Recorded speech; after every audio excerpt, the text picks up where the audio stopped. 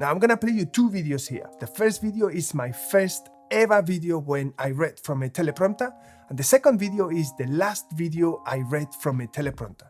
Can you spot the difference? In this video, I go through the essential accessories for the DJI Pocket 2 that anyone that takes video and content creation seriously should have. Over the last few weeks and months, I've been trying to find an easier way to record good wireless audio, not just onto my camera, but also onto my smartphone. You can clearly see that there is a very clear difference in the quality of the delivery between the first video and the second video. And the only difference between those two videos is that I was able to implement all the things that I'm telling you in this video.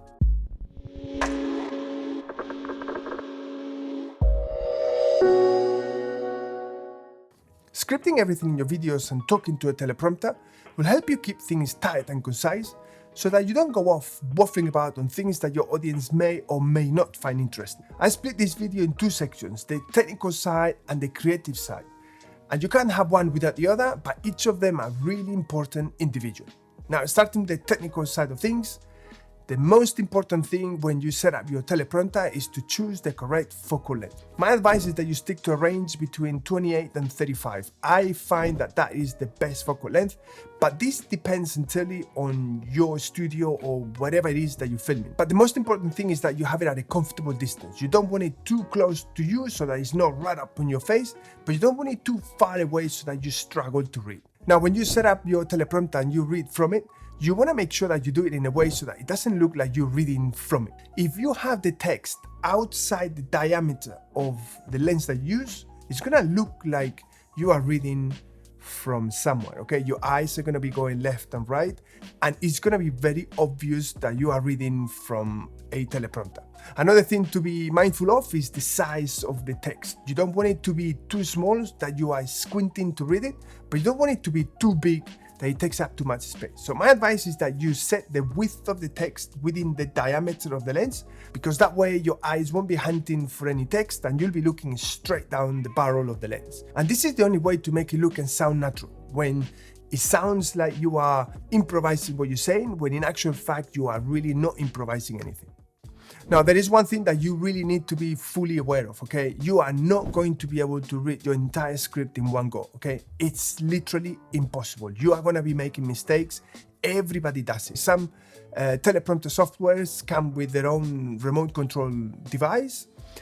Other ones allow you to install the program in your computer or your laptop or on your phone. Myself, I have a teleprompter software that I install both on the phone that I use to project onto the teleprompter, and another phone where I can easily go back and forth so that if or when I make a mistake, I can quickly go back and pick up where I left off so that I don't lose any momentum that I have. And another thing that is really important is to pick up the right time of day to record your video and read from a teleprompter, because your stamina and energy levels are going to be totally different if you do this in the morning or in the afternoon compared to the evening and night. Now, we all have different circumstances in our lives, and maybe you can only do this at midnight. But if you can, try and record in the morning or in the afternoon, because it's going to make a massive difference to the way you deliver your lines.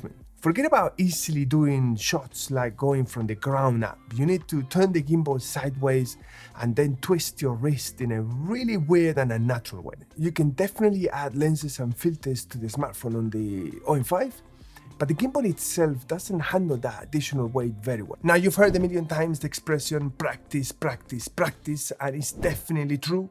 The more you practice, the more you do it, the better you'll get at it. And if you're liking this video so far, smash that like button, because it genuinely helps with the YouTube algorithm. And the more people like this video, the more the video will be promoted by the YouTube algorithm and the more people will be able to watch it. Even better, subscribe to the channel, because we have a target of hitting 10,000 subscribers by the end of the year. Whether we'll get there or not, I don't know, but we can only get there thanks to you. Now we move on to the creative side of talking to a teleprompter, okay? And the luxury of scripting your video is that you have the time to just edit time and time and time again until you get it right. And what you want to do is to make sure that you write it in a way so that it sounds like you are talking, because there are very clear difference between written language and spoken language, okay? You want to make sure that your script sounds like you are talking. And this means that you might have to write at times in the incorrect grammar to make it sound like it's you who's talking. You want to make it sound like you are improvising when in fact you are not improvising anything. Once you finish writing the script, you need to read it out loud time and time again to see how it feels, how is the delivery, because you might be choosing words that make perfect sense in written language, but when you say that out loud, it just doesn't sound like something that you would say. And one really big important tip that I can give you is don't keep going back to the beginning every single time you make a mistake. Otherwise, you are never gonna finish what it is that you have to say on camera, okay? Start from the beginning until you make a mistake, then pick up from just before you make that mistake so that it's easy to edit that in post-production, then carry on talking until you make the next mistake, and so on and so on. Because it's the only way to deliver this, okay? You are removing the improvisation element from your video, so take advantage of that. You piece this together in the edit, and then you cover the jump cuts with B-roll, and nobody will ever know that you made a mistake because you make it sound really flawless. So this is a really important tip. Don't keep going back to the beginning. Otherwise, if you try to do 5 minutes that way, you might actually never do those 5 minutes. Now, I said earlier that you need to write your script as if you are talking to someone. And one thing that might be helpful is to imagine that you are actually talking to your best friend or your girlfriend or boyfriend or husband or wife, someone that you feel comfortable talking to. So when you read out loud your script, you will be able to tell whether that sounds like you and the way you speak, or sounds like you are reading an essay. This is really important because the only way for an audience to engage and relate to what you're saying is if they believe that it's you who's saying it. Another advantage of reading out loud and editing what you've written is the fact that you can then introduce your own flair, your own words, your own expressions. But not only that, but you can then train where to put emphasis or where you need to pause. This is really important, and you can only do this when you read something out loud, okay? Because if you read it in your head, it's gonna sound very different than when you read it out loud. And another thing that I don't think is important, but I think is essential, is to change the intonation throughout the video, okay? Make sure that when you read from a teleprompter, you're not too focused and static and stiff and reading from a teleprompter like this, you know, because it doesn't sound natural. You need to be expressive, you need to change the intonation, but do it in a way that feels natural, that feels you. Don't overdo it to the point that it sounds fake. So for instance, if you're talking about something that is difficult or challenging, okay, don't keep your arms and hands stuck to the table or to your body because that doesn't look natural. The same applies if you are talking about something that is unimportant. You know, just kind of wave it and do some gesture so that it sounds like you are actually doing that on the spur of the moment rather than reading something from a teleprompter. So anything that you do that is gonna make it sound like it's you, it's only gonna make things look and sound so much better. And this is why I said earlier in the video that practicing and rehearsing beforehand is gonna make a massive difference.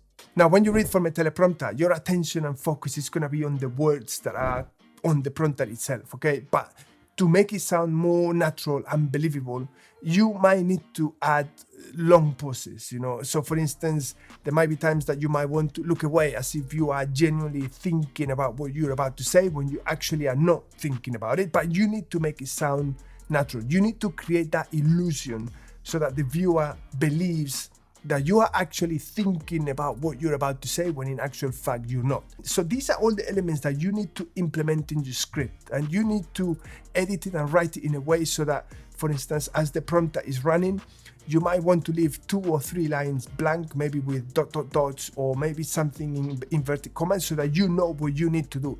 If you want to make a funny comment or a funny joke, you again also script it. But you need to make sure that you deliver it in a way that you find it funny. Because if you don't find your own jokes funny, the audience is not going to find it funny. If you have a complex section that is difficult for you to not just understand, but to say it out loud, your audience is going to feel the same. You might want to re-edit that or rewrite it in a way that is easier, not only for you to say it out loud or to read it, but for the audience to understand it. And where in another video, I suggested that it might be easier for someone to relax and talk to camera while maybe holding something that they might be talking about, so that they can look at it and discuss the ins and outs of whatever it is that they have in their hand with the audience. When you're reading from a teleprompter, I recommend that you spend the minimum amount of time interacting with any objects, okay? You can hold it in your hand briefly, you can look at it, you can point to it, but any interaction is gonna distract you from reading from a teleprompter. So you can then write in your script everything that you wanna say about that product, deliver the lines talking to a camera, and then you cut to B-roll where you actually show the viewer what it is that you're talking about.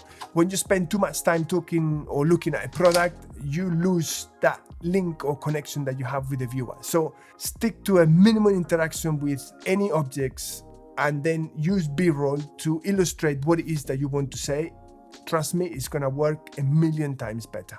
And on that note, you need to feel relaxed and not too focused or over concentrated, okay? Because if you feel that way, if you feel tense, the audience will notice that. If you feel too stiff because you are too focused on the text, it's not gonna come out natural. And like I said earlier, don't put yourself under such a stress to deliver everything in one go. Just deliver your lines as you can, and then in the edit, you put it together, you add some B-roll, and trust me, it's gonna look really, really nice. And even if it takes you 20 mistakes to deliver 2 minutes of text, okay?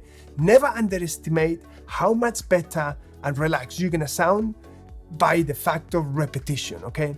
Because the more you say your lines, even if you make a mistake, eventually your brain is going to memorize those lines or those words, and it will come a moment when it's just gonna come out natural and it's gonna look and sound really good. When I did my first video, I published it and I was cringing. I was like, oh my God, it just doesn't sound like me. You know, it sounds so stiff and so, unnatural. And the next video was much better. And the following one was even better. And you keep improving until you actually get to a place that you're really, really comfortable. And trust me, it will come a time at the beginning when you go like, oh my God, I can't believe I can't put 2 words together. You know, I'm completely useless. It happens to all of us. But then the more you do it, the better you get at it, and the more familiar you are with the whole setup and how to do things. And it will come a time where you just do it in so little time. I can do a video that has been scripted and teleprompted in less than an hour, or sometimes even 45 minutes. And, you know, it's all about practice, really. I mean, it really is all about practice. What the fuck? And if you want to get more tips and tricks on how to talk to camera, I've got a video appearing just here, where I give you different strategies and techniques on how to make it look and sound natural. So click on that video and I'll see you there.